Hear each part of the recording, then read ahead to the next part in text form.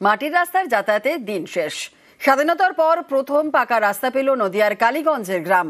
আর অন্যদিকে মুর্শিদাবাদের ভগবানগোলায় দমকল কেন্দ্র তৈরির কাজ শুরু।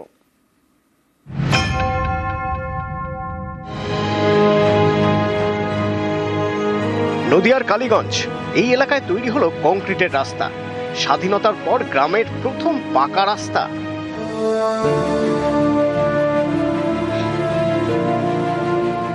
কালীগঞ্জের জুরানপুর গ্রাম পঞ্চায়েতের ছুটিপুর। এখানকার 150 মিটার রাস্তা ছিল মাটির। বর্ষা এলেই এ পথে দুর্ভোগ বাড়ে। স্থানীয়দের দাবি, বেশি বৃষ্টি হলেই রাস্তায় জল জমে, তখন যাতায়াত করাই দায়। স্থানীয়দের দীর্ঘদিনের দাবি ছিল পাকা রাস্তা করা হোক।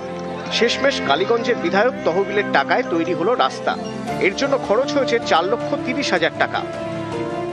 স্বাধীনতার পর আমার জ্ঞান হওয়ার পর থেকেই কাদা রাস্তায় ছিল। আমরা একটু খুব কষ্ট করে যাতায়াত করতাম। বিধায়িকাকে বলেছিলাম যে রাস্তাটা করে দিলে তাহলে খুব ভালো হয়। উনি সেই জন্য এই রাস্তাটা করে দিয়েছেন এবং আমরা এতে খুবই খুশি। এখন এই রাস্তাটা হয়ে আমাদের খুব খুশি। হ্যাঁ, আমাদের ছেলেগুলো খুশি। আজকে ছেলেগুলো সব স্কুলে ছুটি হওয়ার পর এখানে উপস্থিত ছিল। আমার এই পাড়ার লোক সব খুশি। এবং এই রাস্তাটা দীর্ঘদিনের দাবি ছিল। মানুষজন জানিয়েছিলেন যে এই রাস্তাটা হলে তাদের সুবিধে হয়।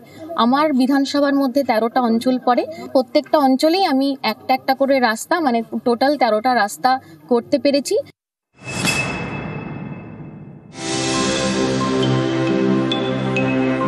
মুর্শিদাবাদের ভগবানগোলা, এখানেই প্রথম তৈরি হচ্ছে দমকল কেন্দ্র।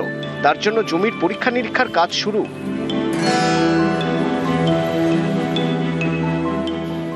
ভগবানগোলায় কোনো দমকল কেন্দ্র নেই।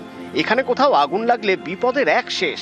ভগবানগোলার সবচেয়ে কাছের দমকল কেন্দ্র লালবাগ, প্রায় 25 কিলোমিটার দূরে।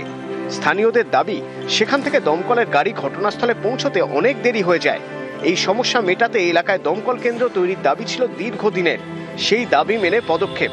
ভগবানগোলা থানার পাশে প্রায় 16 কাঠা জমি, সেখানে তৈরি হচ্ছে দমকল কেন্দ্র। এখন সয়েল টেস্ট হচ্ছে। অলরেডি ডিপার্টমেন্টের হ্যান্ড ওভারের জন্য বিএলআরও সাহেব এখানে চিঠি পাঠিয়ে দিয়েছেন ডিপার্টমেন্টে।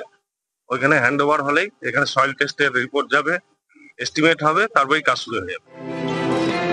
নদিয়া থেকে সমীর রুদ্র এবং মুর্শিদাবাদ থেকে ফরহাদ হোসেন, নিউজ 18 বাংলা।